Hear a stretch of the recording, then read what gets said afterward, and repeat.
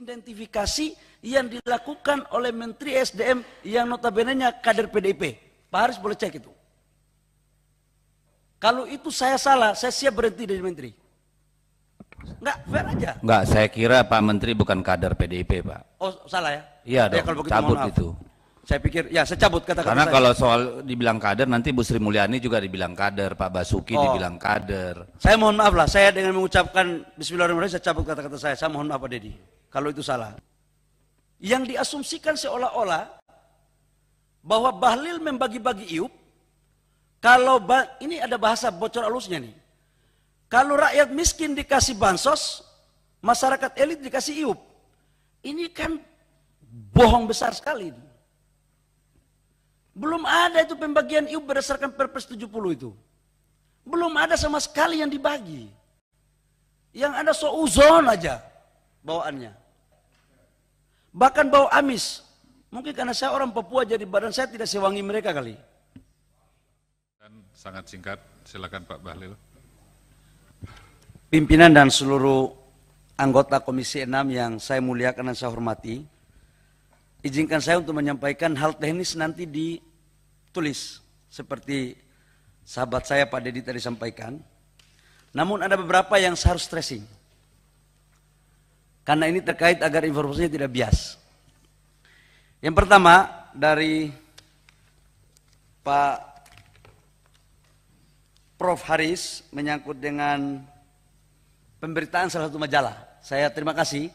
Inilah bentuk kecintaan Prof kepada kami di Kementerian Investasi dan Satgas untuk membuka. Yang pertama saya mau sampaikan bahwa pemberitaan di salah satu media yang lewat podcast dan majalah itu sudah saya melakukan klarifikasi Pak Haris. Dan majalahnya hari ini keluar. Termasuk saya sudah meladeni bocor halus. Dan semua tuduhannya itu saya klarifikasi di situ. Bahkan persepsi mereka terhadap Kepres nomor 1 tahun 2021 tentang Satgas penataan, tentang Satgas percepatan investasi yang seolah-olah apa yang tadi disampaikan oleh Pak Haris, Satgas inilah yang memverifikasi 2078 IUP. Itu bohong besar. Akibat bohong itulah kemudian datanya rusak kayak begini. Dan saya sudah tantang mereka. Dan saya bawa itu ke Dewan Pers. Karena 2078 IUP bukan ditentukan oleh Satgas berdasarkan Kepres nomor 1. Tapi 2078 IUP itu adalah betul-betul hasil verifikasi, identifikasi yang dilakukan oleh Menteri SDM yang notabene-nya kader PDIP. Pak Haris boleh cek itu. Kalau itu saya salah, saya siap berhenti dari menteri. Enggak, fair aja. Enggak, saya kira Pak Menteri bukan kader PDIP, Pak. Oh, salah ya? Iya dong, kalau begitu, cabut mohon maaf. itu. Saya pikir, ya saya cabut kata-kata Karena saya. kalau soal dibilang kader, nanti Bu Sri Mulyani juga dibilang kader, Pak Basuki dibilang kader. Saya mohon maaf lah, saya dengan mengucapkan Bismillahirrahmanirrahim, saya cabut kata-kata saya mohon maaf Pak Deddy. Kalau itu salah, kita fair, gentle.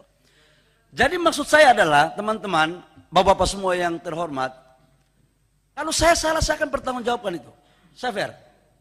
Tapi saya juga tidak setuju kalau informasi yang salah kemudian kita kembangkan. Yang kedua, tentang perusahaan Meta. Ini Prof. Darmadi, yang mulia guru saya ini juga. Prof, saya mau sampaikan. PT Meta itu adalah betul pemiliknya PT Bersama Papua Unggul. Dan saya beli itu tahun 2012. Di dalam klarifikasi saya dengan Tempo saya katakan bahwa saya belum saja jadi menteri, saya bukan pengangguran. Saya pun anak kampung. Dan saya mendapatkan IUP itu dengan membeli.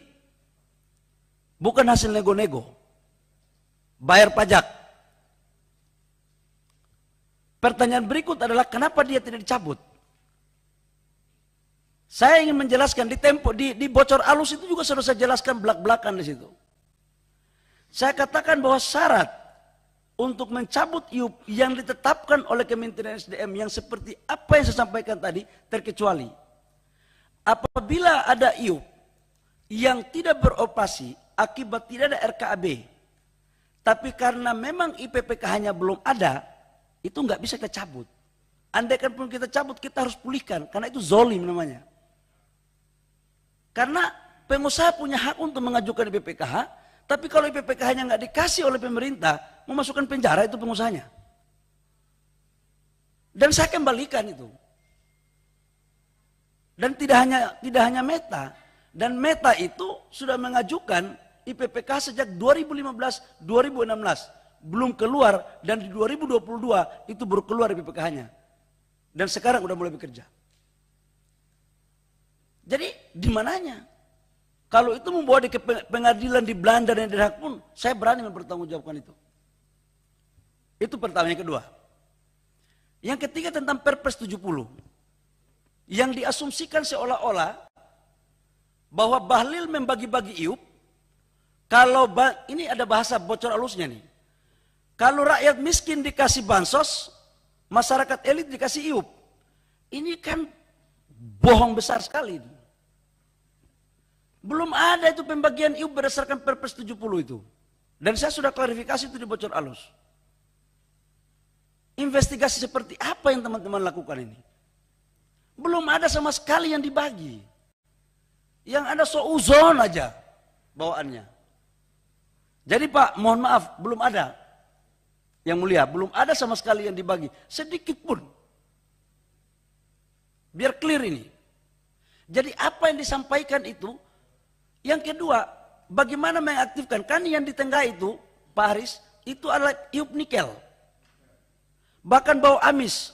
Mungkin karena saya orang Papua jadi badan saya tidak sewangi mereka kali.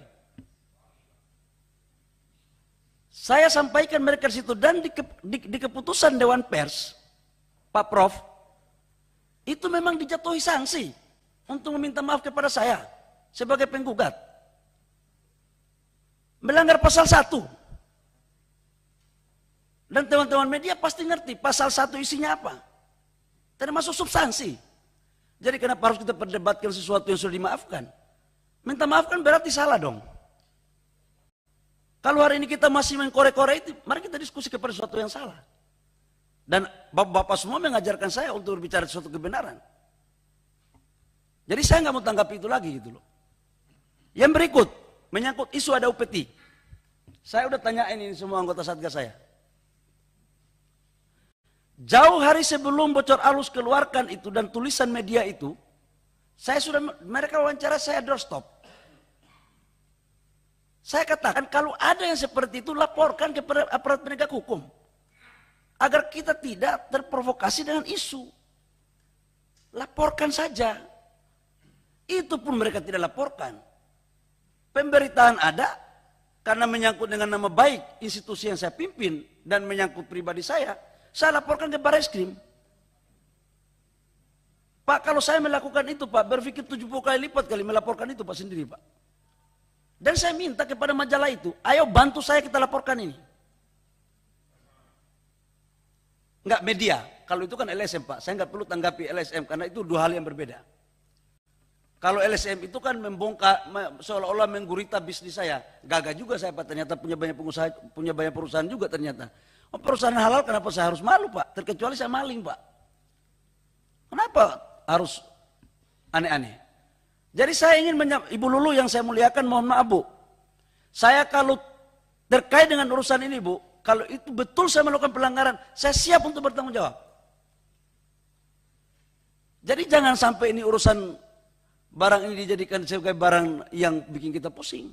Dan waktu kemarin, mohon Bapak-Bapak semua yang saya muliakan, saya sudah klarifikasi itu secara terang benderang selama 33 menit yang sudah ditayangkan oleh bocor halus pada hari Sabtu tepat pada pukul 11 dan hari ini sudah dimuat di koran Tempo. Sebagai bentuk pertanggungjawaban moralitas saya untuk mengeksekusi dan menjalankan rekomendasi dari Dewan Pers untuk menjelaskan hak jawab secara proporsional. Jadi apalagi yang saya harus perdebatkan? Saya menyarankan kepada bapak-bapak semua, kalau memang ada terindikasi begitu, bantu saya. Kita laporkan ke Barreskrim, karena saya sudah bikin laporan itu. Supaya cepat ini kita buka. Supaya jangan kita membuat polemik yang tidak berkesudahan. Dan saya sudah minta untuk mereka diperiksa, tim saya. Supaya tidak ada fitnah. Dan saya juga meminta 33 perusahaan yang sudah kita aktifkan IUP-nya, yang nikel itu, untuk diperiksa juga. Saya punya ketakutan Pak, kekhawatiran. Jangan sampai narasumber yang ditanyain oleh teman-teman media, saya mengkhawatirkan jangan sampai narasumbernya yang yang tidak paten punya gitu loh. Ya wallahu alam ya, saya nggak mau menyalahkan ini. Ini saya mau membantu ini, saya mau membantu. Jadi Pak Prof Haris, saya mohon maaf Pak, saya harus ngomong ini karena kesempatan ya. Yang kedua Pak, saya mau sampaikan juga, mengaktifkan itu prosesnya kolektif kolegia. Tidak bisa balila dalia hanya menandatangani itu Prof. Harus saya rapatkan dengan tim Satgas. Dan tim Satgas itu terdiri dari Kementerian Teknis dan Kementerian Investasi. Kalau teman-teman Kementerian Investasi teken memulihkan, sementara Menteri Teknis nggak bisa barang itu. Begitupun sebaliknya. Jadi harus kolektif kolegia, pleno. Keliru lagi itu media yang berbicara itu. Makanya di dalam penjelasan saya di 33 menit, itu runtut dan semuanya jelas. Gitu. Tapi saya menghargai, media ini penting untuk kita tetap dorong sebagai kontrol. Kalau tidak nanti kita kebablasan juga. Tapi apa boleh buat? Ini kan sudah jadi bubur ayam kita gara-gara informasi itu kan. Tapi saya sering kata sama teman-teman, boleh jabatan harta diambil, tapi jangan korek harga diri saya. Saya kejar sampai lubang batu. Jadi saya minta kita semua ini punya martabat semua. Kita punya kehormatan semua. Jadi jangan kita menari juga di atas kehormatan teman-teman yang lain. Dan saya harapkan untuk kita sama-sama menjaga. Itu mohon maaf. Sebagai anak kampung punya prinsip hidup itu.